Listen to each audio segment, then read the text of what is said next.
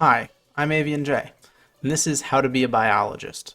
I'm going to hopefully teach you whether you are graduating college and you are trying to get a job right now, or you're in middle school trying to figure out what you want to do and maybe if you want to do biology. I'm going to get you to the point that you want to be to with the information I give today. That includes not just finding a job, but being happy with the job and the life that you've chosen. So, first things first, the basics. Why am I qualified? I'm a fish biologist. I study fish professionally.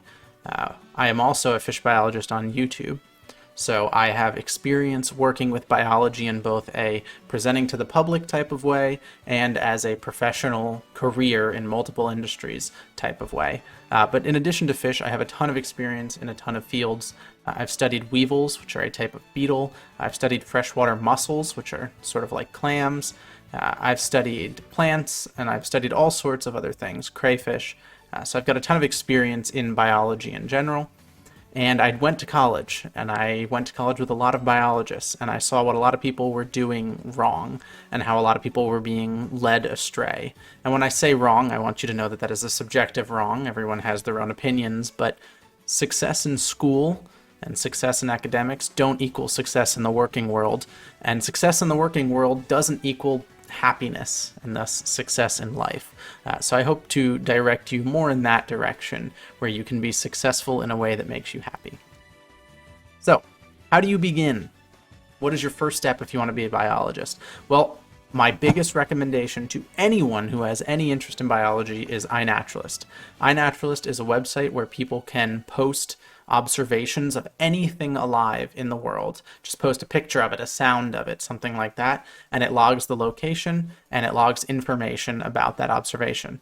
And maybe you don't know what that organism is. Say you have a tree in your backyard and you don't know what it is, okay? You can take a picture of it, post it on iNaturalist, and people on there will help identify it for you, as well as an AI algorithm will help identify it for you. This is by far the best way to engage with nature. Yes, you can buy some lengthy field guide and you can walk out onto a local trail in your forest and sit down in front of a weed and scroll through your field guide for an hour trying to figure out what weed you're sitting in front of. You can do that and you will learn that plant, but it's a very, very slow way of going about it and you'll tend to get bored, okay? And you'll tend to get bogged down in the details.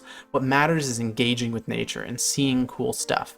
So my recommendation is get a phone, a camera, whatever you have that can take pictures, go on a hike, take a picture of every plant you see, every fungus you see, every bug you see. If you hear a bird, you could record that and post that as well.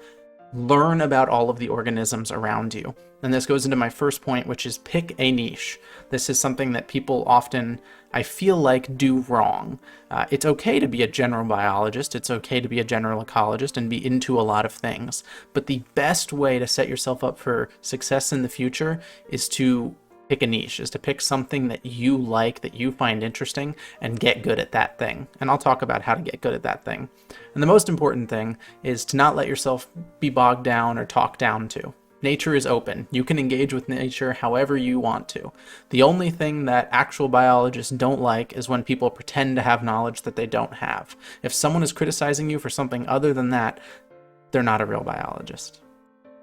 So how do you get good? You've chosen a niche of some sort. You've engaged with nature and maybe you thought, well, you know what? I find flies interesting. Well, that's quite the thing that you've chosen there. That's a very complicated feature, but let's say you've chosen flies, okay? What you need to do is learn the dreaded taxonomy. Now, you don't need to learn a lot of taxonomy or anything really specific. You just need to have a concept of what a genus and a species are.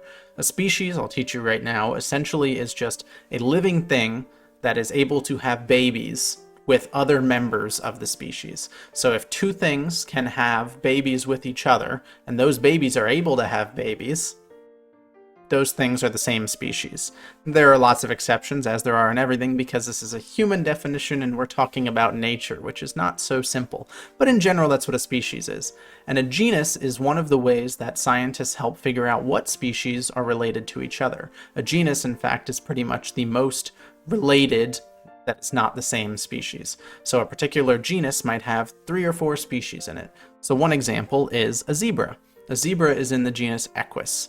Equus, if you might know any Latin or anything, tends to mean horse in Western culture. And that's because the horse that we're all familiar with is also in the genus Equus. So zebra and horse are in the same genus. Okay, so that's the kind of thing that you want to learn for whatever study organism you choose. And my first recommendation to get into that is to pick a species. Just a species you find interesting, something you find locally, and get really good at that species. Just learn everything about it. It doesn't matter if it's an important species. It doesn't matter if you're even competing with anybody in terms of knowledge. My first recommendation is get really good at a species and then expand from there. So I'll give you an example of how to do that. Let's say you like river mussels, okay? These are freshwater mussels, freshwater bivalves, clam-like things that live in freshwater, okay? And it's okay to go local. Let's say you like river mussels and you're from Colorado, okay? You live in Denver, Colorado.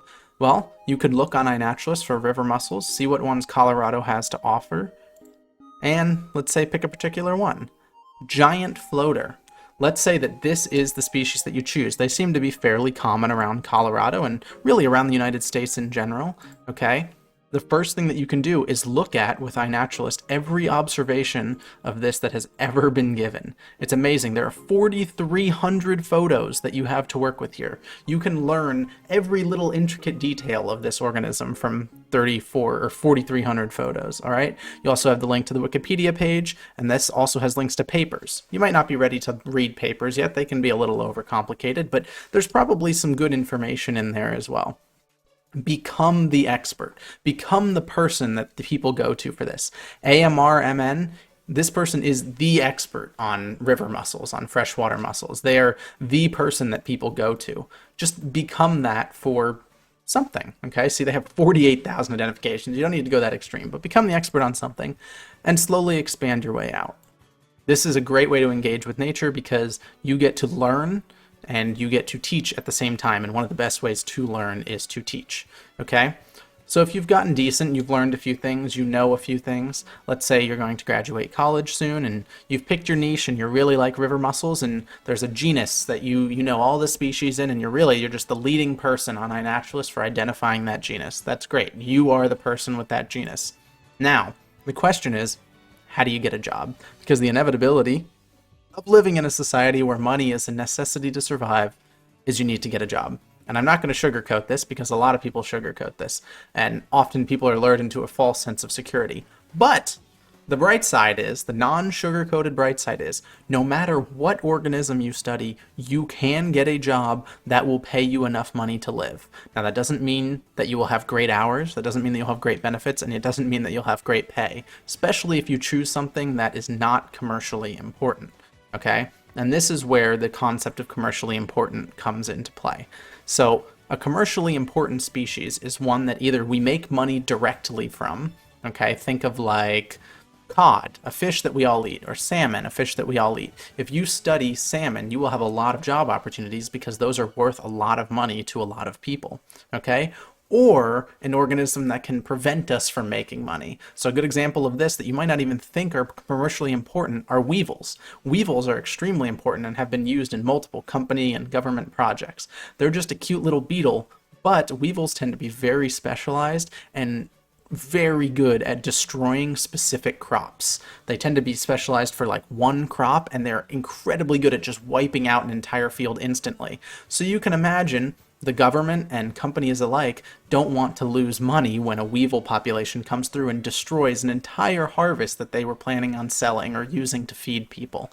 So those can also be very good job opportunities. Now, if you study something that isn't directly related to the economy or important to the economy, you most likely need to go into academia, which is research at a university. There are exceptions to that, but let's look at the three places you can mostly go: academia, company, and government. These are the jobs that are mostly available to you as a biologist. Okay? So in academia, what I'm talking about is you get a master's degree. It does 2 extra years of college afterwards, or maybe even a PhD where you have to write a paper after that. And you become a researcher at a university. You are paid based on funding for your research, okay? So the pros of that are that you can study anything. If you like that one genus of river mussels, you can study that one genus of river mussels. Anything about them that you really want to, you can get funding for if you are good at talking to people. Funding is more so a game of knowing people than it is a game of actually having something important to study. There are a lot of studies that are published all the time about the most ridiculous things. Just go to a list of new studies and read a few of them, and you'll see pretty quickly that you can get funding for a lot of ideas and topics. Also, you get to mostly make your own schedule.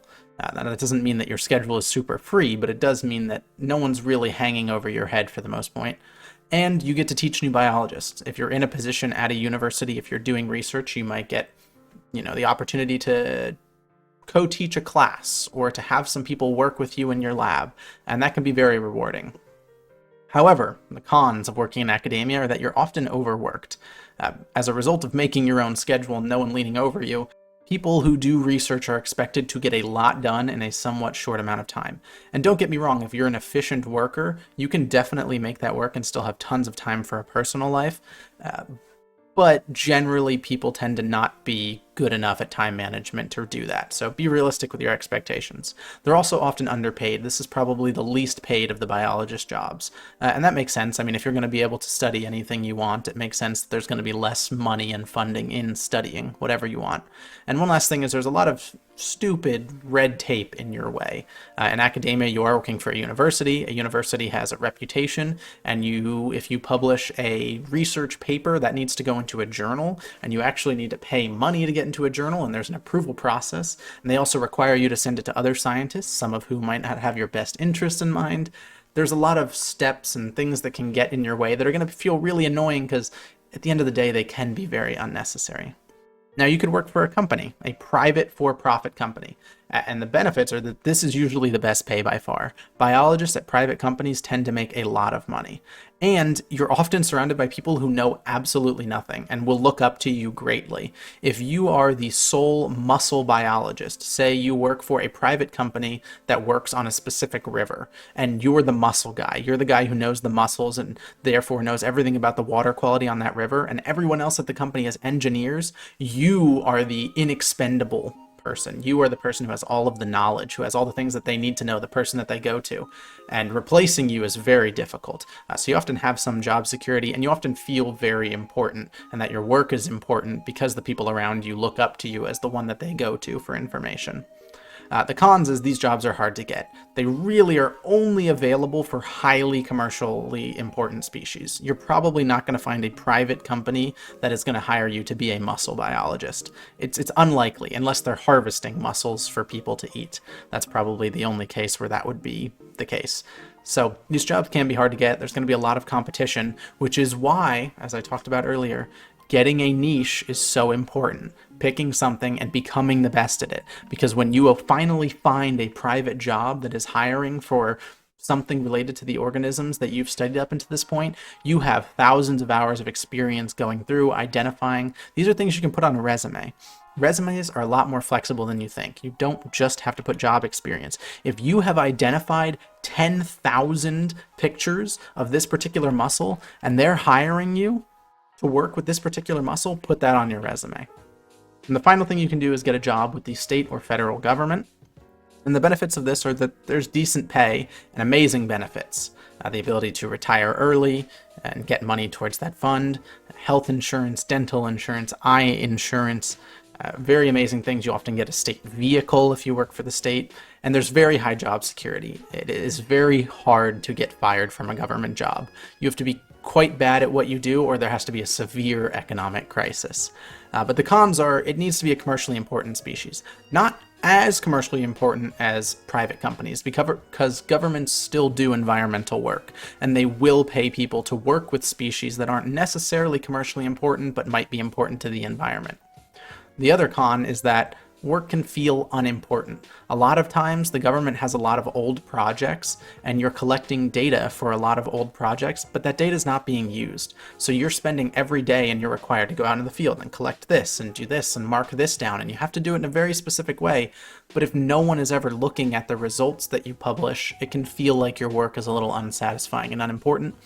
And the biggest problem with government is that you are part of a very slow, complicated, and inefficient system. And I think everybody fundamentally knows that. People who work in government do tend to try their best to do the best work that they can and the most work that they can, but at the end of the day, the system is inefficient because it has to protect all the workers within it in a very specific way.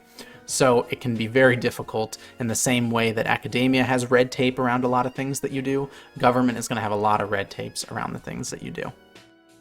So my final advice is do what you love, but don't be one-dimensional, because you will burn out. You might love, as I do, fish more than anything else in this world. You might stop in the middle of the night at a lake to catch a fish, to put it in a custom photo tank that you built with a custom light setup and your nice camera to take a picture of it, all for the love of fish, okay? But if you do this over a long period of time, you will get burnt out. So it is important to find other interests as well and spend some time in them. Okay? And don't feel like academia is the only path. Often when you're in school, people make it seem like academia and going into research is the only path. And a lot of people are doing that for a reason. People get lured into becoming researchers, becoming academics, and it's sort of a coping mechanism to try and convince yourself that everything you're doing is great and that you're in a great career path by convincing other people to join it. Because as young people get excited about it, it makes you feel good. It makes you feel like, oh, they want to do what I'm currently doing. Don't get baited by that. Academia can be a good career path, but don't let someone who's older or wise you coax you into doing it just because they seem to make it seem like a good place. The reality is, unless your organism is really, really, really niche and you just have to study that particular organism, there are other options. And at the end of the day, enjoy learning and don't stop doing it. Find as many things as you can and places as you can to learn and as many opportunities as you can. You do not have to just be solely focused on whatever your organism is. Nature is gigantic and expansive, and if one day you want to study bacteria and you buy a $20 microscope and get some local pond water, you will be opening a whole new journey of things to learn, and that's always exciting. Good luck.